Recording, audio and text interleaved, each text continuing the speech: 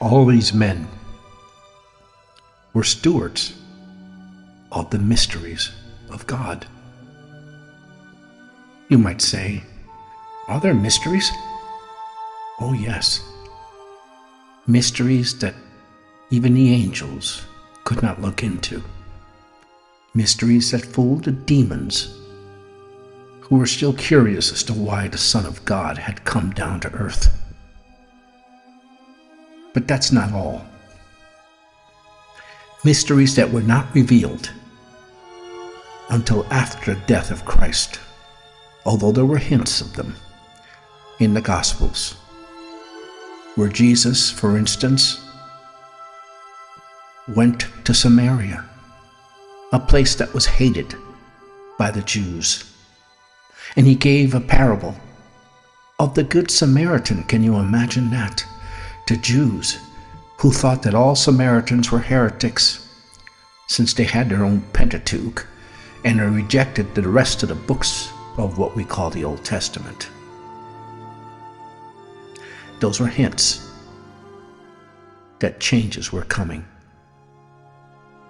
The Jews thought that they were the only ones, that all of salvation was based on them. But they neglected to find the tales in the Old Testament where Abraham would become the father of many nations, and where God looked at purity of heart rather than ethnic descent. So let's talk about some of those mysteries. Well, first, it's the mystery of the death of Christ.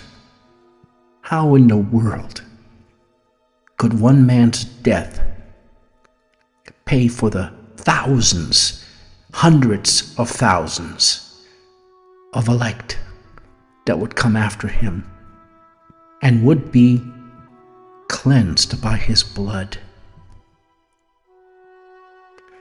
Then, to Paul, it was revealed a mystery of the church, that the church would be made up of many nations, Jews and Gentiles.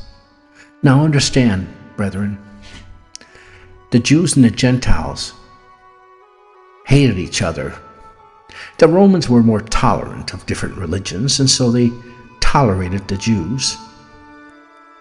But the average Greeks, especially in cities like Alexandria, detested the Jews. They segregated them into separate parts of the city. And it was not necessarily a safe thing for those Jews to travel outside of their quarter into Gentile quarters.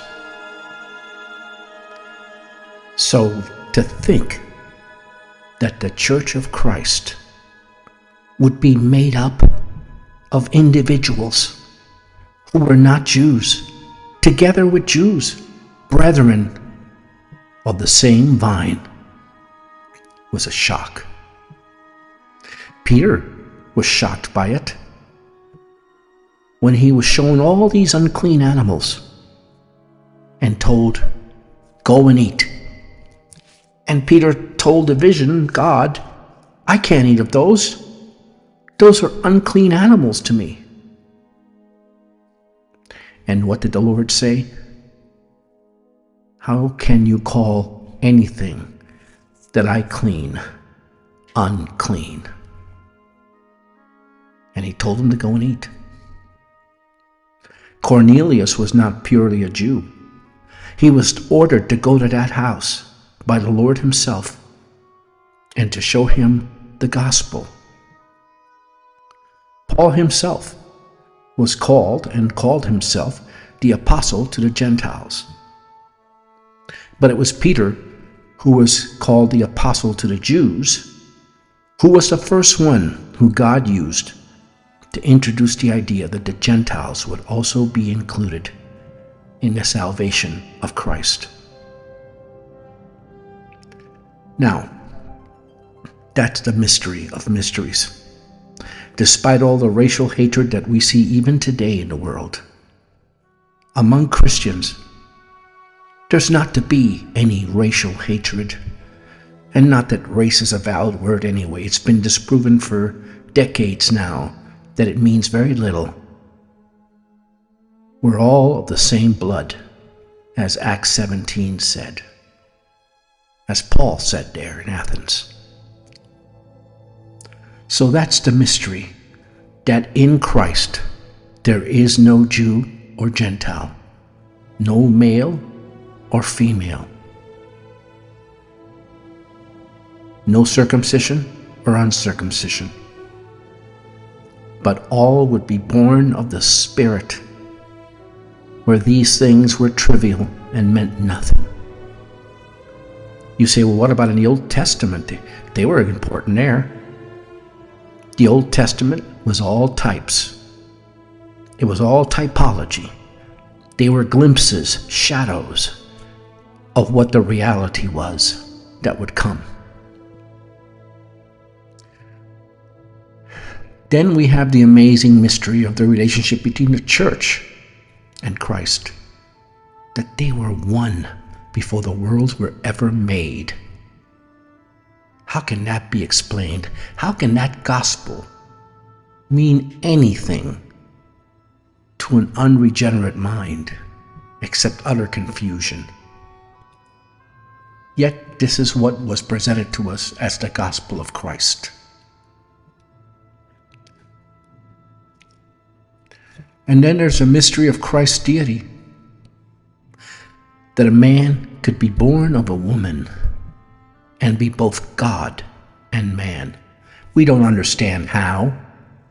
We don't hold to any abstract concepts like the hypostatic union that some systematic theologians look to put upon us.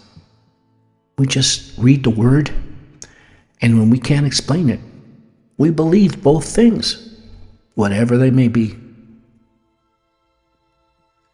But then there's other mysteries.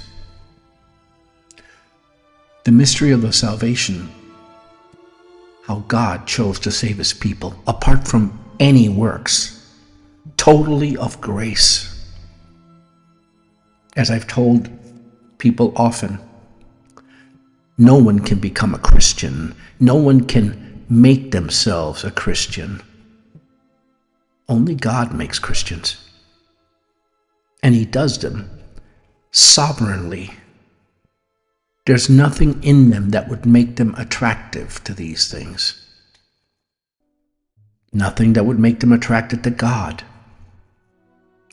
And so, we as Christians have a religion of mysteries, which we can only believe when we're given eyes to see them, ears to hear them, and faith to believe them.